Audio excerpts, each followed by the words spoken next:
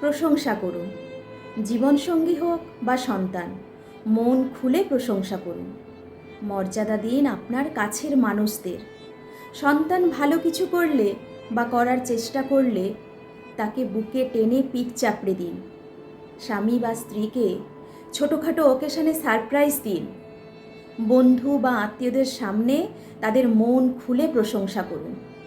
ছেলে অঙ্কে কাঁচা হলেও সে যে কি দারুণ ছবি আঁকে সেটা বলুন গর্ব করে। স্বামী দাড়ি কেটে এলেও তাকে যে কি দারুণ দেখতে লাগছে সেটা মিষ্টি করে জানান। কাছের মানুষদের সাথে পেয়ে আপনি যে কত গর্বিত সেটা বলুন।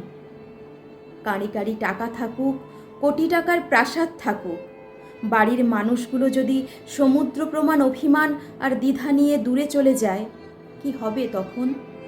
অভিমানে, দূরত্বে জং ধরে যাওয়া সম্পর্কগুলোকে জল দিন।